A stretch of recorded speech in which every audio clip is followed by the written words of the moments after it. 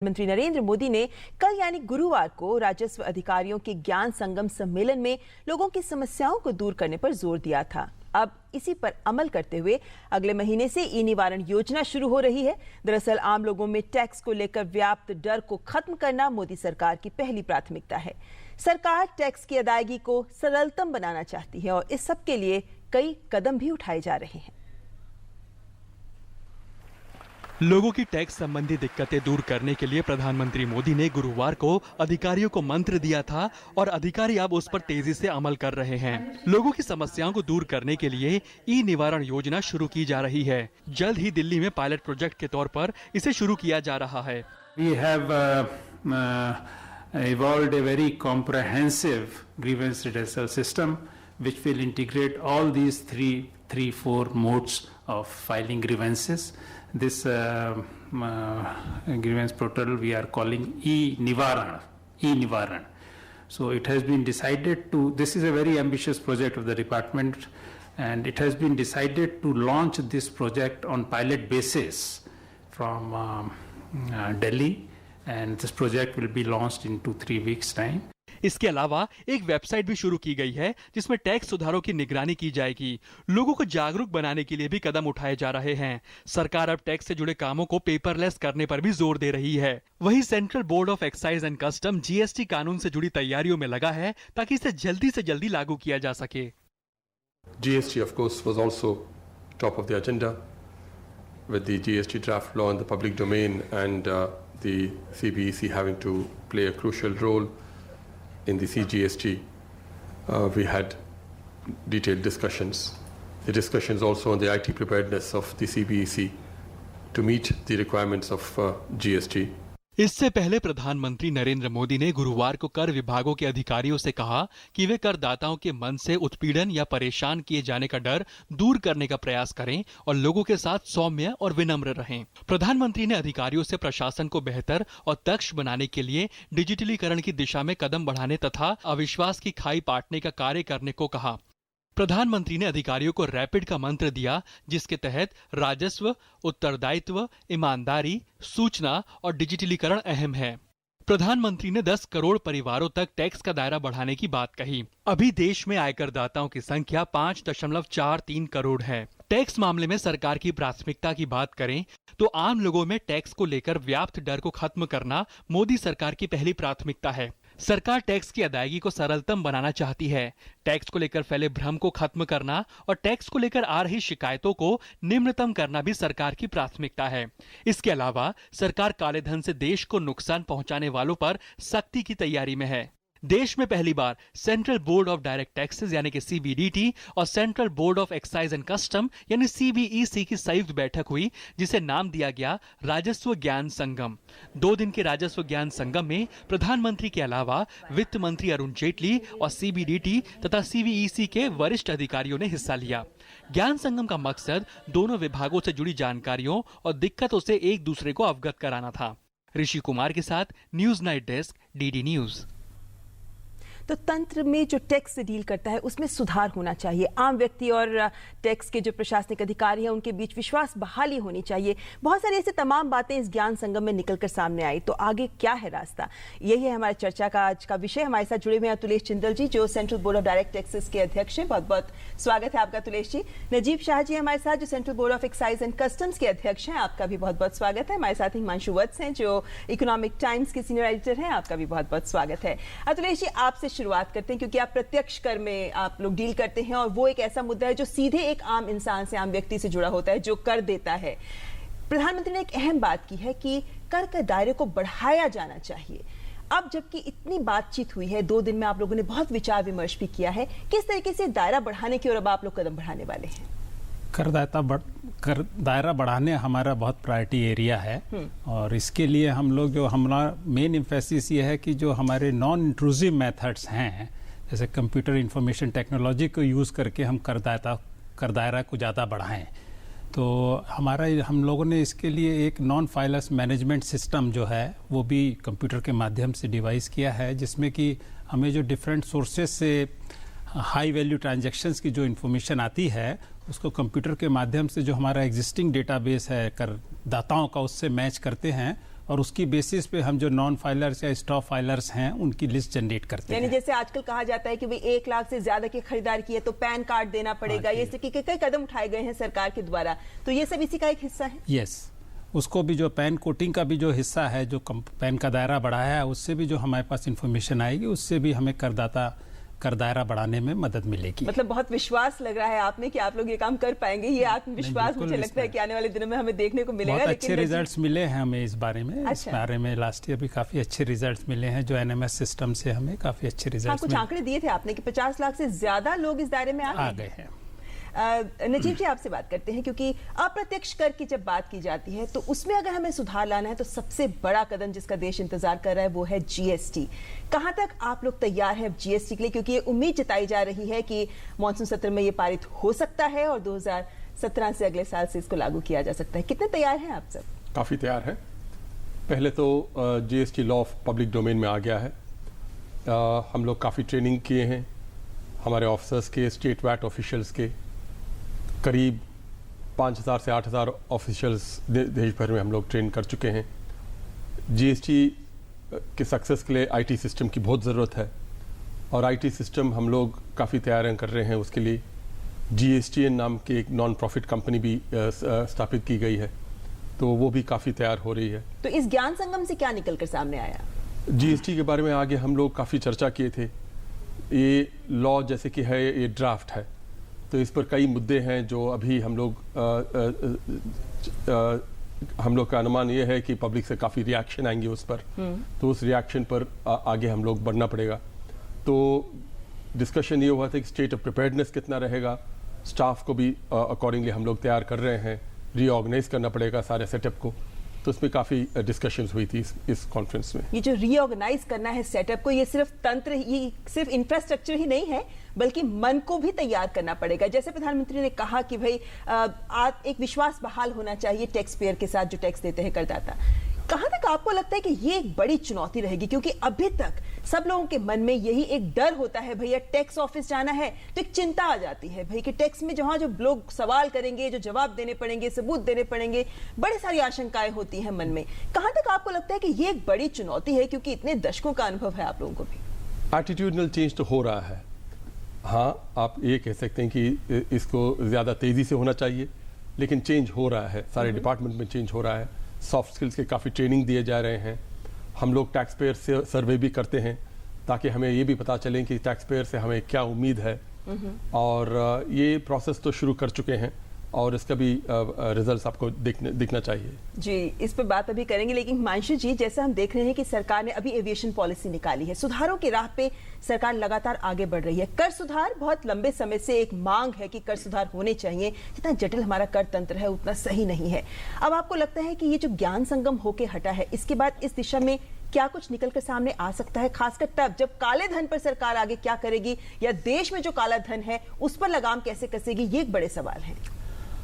मुझे तो बहुत उम्मीद है कि टैक्स रिफॉर्म और जो एटीट्यूडनल चेंज जिसकी प्राइम मिनिस्टर ने बात की है कि एक तरफ टैक्स पेयर को ये डर नहीं लगना चाहिए टैक्स डिपार्टमेंट का, और टैक्स डिपार्टमेंट को थोड़ा और फ्रेंडली होना चाहिए और दायरा बढ़ाना चाहिए। इसमें एक बात और भी है कि कई बार लोगों को टैक्स डिपार्टमेंट का डर नहीं होता, टैक्स का ही डर होता है तो उनको भी आपको टैकल करना पड़ेगा। दूसरा है, कई बार जो पावर एक्सरसाइज करती है गवर्नमेंट डिपार्टमेंट, जैसे कई टैक्स पेयर कहते हैं, स्पेशली जो बहुत हाई इनकम में है, कि अगर मैंने गलत टैक्स भर दिया तो बहुत पेनल्टी है। अगर असेसमेंट वाले ने एकदम आउटरेजियस डिमांड कर दी, जो एपेलेट और कोर्ट में एकदम स्ट्राइक डाउन कर दी, तो जिसने वो डिमांड की उस पर कोई पेनल्टी नहीं है। तो जब अगर ऐसा पावर है तो उसको बहुत रिस्पॉन्सिबली यूज करना चाहिए और डिपार्टमेंट को देखना चाहिए कि ऐसी हरासमेंट ना हो। जहां तक ब्लैक मनी का सवाल है, उसका तो डायरेक्ट लिंक है टैक्स एनफोर्समेंट से, और उसका अर्थव्यवस्था पर भी सीधा असर पड़ता है। तो कहां तक आपको लगता है कि ये जो पहल की जाएंगी इसका अर्थव्यवस्था पर सकारात्मक असर पड़ेगा काले धन के मामले पर? आई थिंक बहुत इंपॉर्टेंट अर्ली स्टेप होगा ये, क्योंकि ब्लैक मनी बाय डेफिनेशन वही है जो आपने टैक्स से छुपाया है। बिल्कुल तो अगर टैक्स एनफोर्समेंट इंप्रूव होगी और अगर लोगों को कॉन्फिडेंस आएगा, जैसे कई चार्टर्ड का कहना है कि आजकल कई नए प्रोफेशनल्स हैं जो बोलते हैं भाई सीधा जो रेट है दे दो, मेरे को किसी उल्टे सीधे चक्कर में नहीं पड़ना। आई थिंक आपको ये चार्टर्ड अकाउंटेंट प्रोफेशन की भी कोऑपरेशन की बहुत ज़रूरत होगी, जी बहुत अच्छा पॉइंट है। क्योंकि मैक्सिमम इनकम जो चार्टर्ड अकाउंटेंट का होता है वो वायलेटर से होता है, मैक्सिमम इनकम जो लॉयर का होता है वो लॉ ब्रेकर से होता है। काला धन छिपाने का काम जो होता है वो उनके जरिए होता है। तो I think that profession has to be taken in confidence. Atulesh, आप कुछ कहना चाहेंगे इस मुद्दे पर? क्योंकि चार्टर्ड अकाउंटेंट वाकई वो क्या काम कर रहे हैं और किसके लिए कैसे कर रहे हैं, उस मुद्दे पे नहीं कमेंट करना चाहूँ, लेकिन जो हमने अभी एक इनकम डिक्लेरेशन स्कीम जो लॉन्च करी है उसको पब्लिश, हमारी बैठक में भी उस पर काफ़ी विस्तार से चर्चा हुई है कि उस स्कीम में को काफ़ी बड़े पैमाने पे हम लोगों ने पब्लिसिटी कैंपेन्स वगैरह लॉन्च करने का डिसाइड किया है जो हमारे फील्ड लेवल पे है। और इसके लिए एक वेबसाइट भी हम लोगों ने लॉन्च करी है डिपार्टमेंटल ऑफिसर्स के लिए, जिससे हम लोग हर वीकली बेसिस पे मॉनिटर कर सकते हैं कितनी इन्होंने पब्लिसिटी मीटिंग्स वगैरह करी हैं। और हमें पूरा विश्वास है कि इसमें अच्छा रिस्पॉन्स आना चाहिए, क्योंकि इसमें यह है कि इसमें एक तरीके की एक अपॉर्चुनिटी दी गई है करदाताओं को जिनकी कोई ऐसी इनकम कर से छूट गई है, उनको एक क्लीन होने के लिए, अपने सामने आने के लिए उनको एक मौका दिया गया है।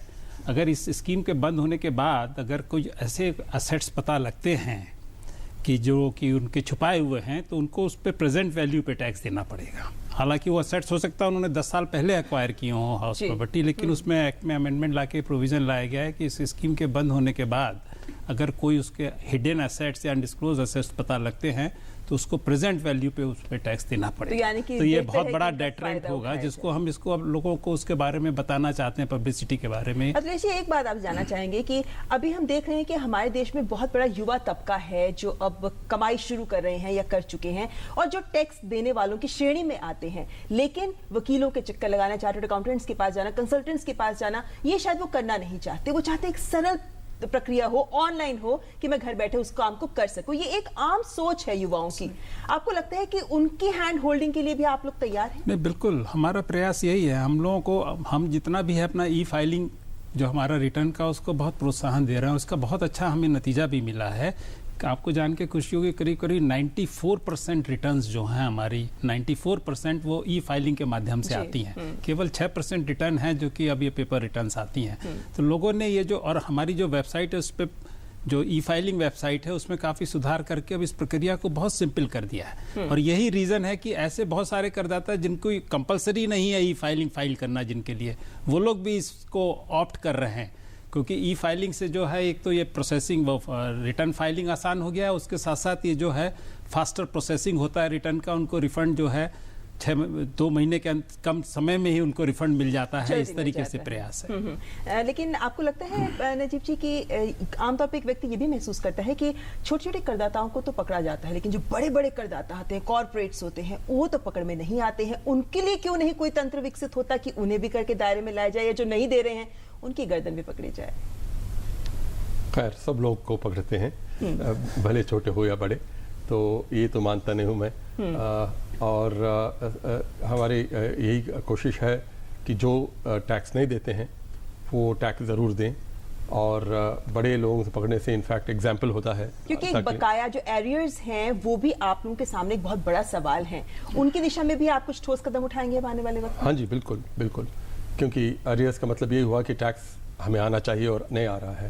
तो काफ़ी कदम उठा रहे हैं हम लोग, आइडेंटिफाई कर रहे हैं प्रॉपर्टीज़ कहाँ हैं, प्रॉपर्टीज़ का अटैचमेंट का प्रोसीजर्स शुरू होता है, तो स्टेप्स ले रहे हैं हम लोग। जी हिमांशु जी, हमारी अर्थव्यवस्था के मद्देनजर अगर हम एक आम आदमी को इससे जोड़ना चाहें तो आपको क्या लगता है कि आने वाले वक्त में इनके सामने क्या चुनौतियां होंगी, क्योंकि आप एक आम व्यक्ति के नजरिए से रिलेट कर सकते हैं? मतलब टैक्स कलेक्शन में क्या चुनौती होगी? देखिए, द मेन डायरेक्शन अगर सिंप्लीफिकेशन में चले, जैसे फाइनेंस मिनिस्टर ने पहले बजट में बोला था कि कॉर्पोरेट टैक्स कम कर देंगे लेकिन एग्जम्पशन हटा देंगे।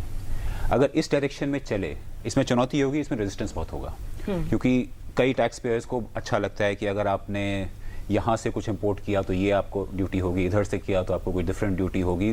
वो जो एक पूरा वेब सा बन जाता है जिसमें फिर कंसल्टेंट्स और जो पूरी ट्राइब है वो थ्राइव करती है। तो जितना सिंप्लीफाई करें और उसके रेजिस्टेंस को ओवरकम करें। Second, the direction has to be focus on more direct tax, क्योंकि इंडिया में direct tax as a ratio compare to other countries काफ़ी कम है। और कहा जाता है कि अच्छी अर्थव्यवस्था के लिए प्रत्यक्ष कर अप्रत्यक्ष कर से ज्यादा होने चाहिए। क्योंकि जो डायरेक्ट टैक्स है वो बोथ इकोनॉमिकली एंड सोशली बहुत फेयर है। क्योंकि जो अमीर आदमी है उससे आप ज़्यादा टैक्स ले रहे हैं, गरीब से कम ले रहे हैं, और जब डायरेक्ट बढ़ जाए और इनडायरेक्ट घट जाए तो जो गरीब आदमी है उसके जो रोज के खर्चे हैं उस पर भी टैक्स कम होगा अगर इनडायरेक्ट कम हो। तो दोनों तरफ से it is a important thing. तो जो भी इनिशिएटिव लिया गया है ये बहुत अच्छी बात है कि prime minister himself directly spoke to the tax officials, जिससे एक बहुत स्ट्रॉन्ग दिशा मिलती है। तो जितना भी इंप्रूवमेंट डायरेक्ट टैक्स में हो सकता है, स्पेशली एट अ टाइम जब आप जीएसटी की बात कर रहे हैं, तो इनडायरेक्ट में तो आपने एकदम ही गेम चेंजिंग रिफॉर्म कर दिया है जी। It's time direct tax should also assert itself as a कि एक फ्रेंडली चीज़ है जिसमें ज़्यादा लोग उसके दायरे में आ रहे हैं और हरासमेंट नहीं हो रही है। जी अतुलेश जी, ये जो ग्रीवेंस रिड्रेसल सिस्टम है, ई निवारण जो कहा जाए, जो पायलट प्रोजेक्ट के तौर पर शुरुआत हो रही है, उम्मीद करें कि आने वाले वक्त में ये काफी लोगों के जो दुख दर्द है उनको टैक्स के संबंध में आप ही दूर कर देंगे, ऑनलाइन ही दूर हो जाएंगे। यस, हमारा ये प्रयास है। एक्चुअली ग्रीवेंस रिड्रेसल के बारे में डिपार्टमेंट का बहुत ज़्यादा प्रयास है कि उसको हमारा ये कि 60 डेज के अंदर में जो ग्रीवेंसेस हैं वो रिड्रेस हो जाएं, और ज़्यादा प्रयास ये है कि ऑनलाइन हमारे पास आए ग्रीवेंस, उसका रिड्रेसल मॉनिटर करने में आसानी रहती है। कोई तारीख तय की है कि ई निवारण कब से शुरू होगा? नहीं, इसको हम कुछ 3-4 हफ्ते में यहाँ पे दिल्ली में पायलट बेसिस पे स्टार्ट करेंगे। अभी भी हमारे यहाँ जो ग्रीवेंस पिटिशंस आ रही हैं वो जैसे सीपी ग्राम से, वो भी एक ऑनलाइन पिटिशन पोर्टल है जिसपे दाखिल कर सकते हैं। प्लस हमारे जो आस सेंटर्स हैं, आयकर सेवा केंद्र है, वहाँ पे भी ये लोग फाइल करते हैं, वहाँ पे भी कंप्यूटर के माध्यम से इसका होता है। लेकिन इन डिफरेंट जो सिस्टम्स हैं ये ग्रीवेंस रिसीव करने के, उनको इंटीग्रेट कर रहे हैं ये ई निवारण वाले पोर्टल में। अच्छा। तो एक ही जगह ये इंडिया भर में जब ये पूरा फुल्ली फंक्शनल हो जाएगा तो इंडिया भर में कहीं भी कोई करदाता इस ई निवारण पोर्टल पे अपनी ग्रीवेंस पिटीशन फाइल कर सकता है। लगभग 6 लाख से ज्यादा करोड़ 6 लाख करोड़ से ज्यादा मुकदमे ऐसे हैं जो टैक्स से संबंधित हैं और जो अभी चल रहे हैं। 2014-15 का आंकड़ा है, अब शायद बढ़ भी गया होगा। लेकिन आपको लगता है कि जो पहल की जा रही है इससे इन मुकदमों में कहां तक इनका आंकड़ा कम हो पाएगा? क्योंकि ये भी एक बहुत बड़ा सवाल है टैक्स डिपार्टमेंट के सामने। हम लोग कई स्टेप्स उठाए हैं। फॉर इंस्टेंस, अगर केस कुछ थ्रेशोल्ड लिमिट से नीचे है और डिसीजन उसका ऑलरेडी हो चुका है सुप्रीम कोर्ट या हाई कोर्ट में, हम लोग कदम उठाएं कि विड्रॉ करेंगे उस केसेस को। ऐसे कुछ 8,000 साढ़े 8,000 केसेस हम लोग आइडेंटिफाई किए हैं हिंदुस्तान में, एंड इसको हम विड्रॉ कर रहे हैं। ये काफ़ी बड़ा स्टेप है क्योंकि पहले कभी नहीं लिया गया है। हम लोग ये भी तय कर रहे हैं कि नेशनल लिटिगेशन पॉलिसी के तहत अबव सर्टेन थ्रेशोल्ड लिमिट हम लोग अपील भी नहीं करेंगे, एक्सेप्ट कर लेंगे ऑर्डर्स। तो ये सब कदम पहले कभी नहीं ली गई है, ये पहली बार ली जा रही है और इससे फ़र्क पड़ेगा, काफ़ी फ़र्क पड़ेगा जी। और आम एक बड़ा सवाल जो इस वक्त ये भी आया, जिसको ज्ञान संगम का एक मूल उद्देश्य ये था कि आप दोनों के डिपार्टमेंट्स जो हैं सीबीडीटी और सीबीईसी, उनके बीच में एक समन्वय होना चाहिए, कामकाज बेहतर होना चाहिए। इस मुद्दे पर आप दोनों के कमेंट जानना चाहेंगे कि कहां तक आप लोगों को लगता है कि पहली बार जो ज्ञान संगम इकट्ठा हुआ है, इससे जो टैक्स रिफॉर्म की दिशा में देश आगे बढ़ना चाहता है उसमें वाकई मदद मिलेगी? अतुलेश, आपसे शुरू करते हैं। नहीं, बिल्कुल, ये तो बहुत अच्छा और बहुत ही अच्छा कोऑर्डिनेशन रहा दोनों डिपार्टमेंट्स का। अब वैसे भी हम लोग पहले से ही सीबीडीटी सीबीसी के बीच में जो रेलिवेंट इन्फॉर्मेशन है उसका एक्सचेंज तो कंटिन्यूस बेसिस पे हम लोगों का होता रहता है। जैसे सर्विस टैक्स के बारे में इन्फॉर्मेशन हमारे यहाँ से आती रहती है। इस तरह से जो म्यूचुअल एक्सचेंज ऑफ इंफॉर्मेशन है। बट ये पहली बार ये हुआ है कि इतने बड़े स्तर पर यहाँ पे दोनों बोर्ड्स टुगेदर आया। बहुत अच्छा कोऑपरेशन, और मुझे लगता है कि आगे भी इसी तरीके से और भी इसको फर्दर एक्सपेंड करने की कोशिश करें। जी, पर नजीब जी, ऐसे कौन से सवाल थे जिनके जवाब आपको ज्ञान संगम में आके लगा कि वाकई दोनों इकट्ठे बैठे हैं डिपार्टमेंट्स, तो अब काफी ऐसी समस्याएं हैं जिनका हल निकालने में आसानी हो पाएगी? एक तो पहली बार मैं इतने सारे इनकम टैक्स ऑफिसर्स एक जगह देख रहा हूँ। अच्छा। तो इसी से काफ़ी फेमिलियरिटी हुई, एक दूसरे को जान पहचान हुई। लेकिन सीरियसली हम लोग के बीच में काफ़ी कोऑपरेशन हो रहा था। मेमोरेंडम ऑफ अंडरस्टैंडिंग है दोनों बोर्ड्स के तहत, जिस पर हम लोग एक्सचेंज करते हैं इन्फॉर्मेशन। जो भी केसेस हम पकड़ते हैं हम इसके सारे डिटेल सीबीडीटी से शेयर करते हैं। और जैसे कि अखिलेश जी ने बताया है, जो भी केसेस टैक्स डिडक्शन होता है उस के माध्यम से हम लोग काफ़ी सर्विस टैक्स के इवेजन केसेस पकड़े हैं। करीब 500 करोड़ के केसेस सिर्फ उनके इन्फॉर्मेशन पर हम लोग मिला है। तो काफ़ी कोऑपरेशन हो रहा है, काफ़ी एक दूसरे के साथ हम लोग कोऑर्डिनेशन कर रहे हैं, और ये कॉन्फ्रेंस से तो और भी कोऑर्डिनेशन बढ़ेगा। कहते हैं कि जो लोग टैक्स चोरी करते हैं वो सिस्टम के ही लूप होल्स का फायदा उठाते हैं। आपको लगता है कि इस तरीके के ज्ञान संगम के बाद इन लूप होल्स को रोकने में, कर्व करने में आप लोगों को और ज्यादा सहूलियत होगी? क्या कुछ ऐसा निकल कर भी सामने आया? हाँ जी, बिल्कुल। कई ऐसे प्रोसेसेस हैं जहां हम लूप होल्स निकले थे। हम लोग ये तय कि इस कॉन्फ्रेंस के लिए स्टैंडर्ड ऑपरेटिंग प्रोसीजर्स भी हम लोग पब्लिक डोमेन में डालेंगे, ताकि टैक्स पेयर को भी पता चले क्या प्रोसेसेस फॉलो करनी है और टैक्स ऑफिसर्स को भी पता चले, यूनिफॉर्मिटी भी रहे सारे हिंदुस्तान में एक जगह। तो वो कदम भी हम लोग इस कॉन्फ्रेंस के तहत ये डिसीजन हम लोग लिए हैं। तो yes, I think there will be काफी प्रोग्रेस होगा इस कॉन्फ्रेंस के बाद। तो अखिलेश जी, हम ये मानकर चलें कि अब ये जो भय है इसको कम करने की दिशा में जब आगे बढ़े तो इसको सेवा क्षेत्र माना जाए। एक बात ये भी उठ रही है कि भाई इसको कानून लागू करने वाले संस्थाओं के तौर पे ना देखा जाए, बल्कि इसको एक सेवा क्षेत्र क्यों ना बनाया जाए? बिल्कुल नहीं, बिल्कुल बात सही है आपका कि टैक्स पेयर्स को हम लोगों को एक हमारा इनकम टैक्स की जो इमेज है इनकम टैक्स डिपार्टमेंट की, वो एक सर्विस ऑर्गेनाइजेशन के रूप में ज़्यादा होनी चाहिए। तो आप ये मानते हैं, तो ये उम्मीद करते हैं कि आने वाले वक्त में एक बदलाव देखने को मिलेगा और ये जो ज्ञान संगम है ये अब कर्म संगम में तब्दील होगा। यानी प्रधानमंत्री ने जो नसीहत दी है वो नसीहत अब आगे आने वाले दिनों में हम देखेंगे क्रियान्वित भी हो, ताकि जो एक टैक्स पेयर है उसमें एक विश्वास जगे इस तंत्र को लेकर, आगे बढ़कर टैक्स पेयर कहे कि भाई मैं भी टैक्स देना चाहता हूँ, कैसे क्या मेरी सहायता करें। उम्मीद करते हैं कि आने वाले दिनों में टैक्स रिफॉर्म की दिशा में, सुधार की दिशा में हम जरूर आगे बढ़ेंगे। बहुत बहुत शुक्रिया आप सबका हमारे साथ जुड़ने के लिए। Thank you very much.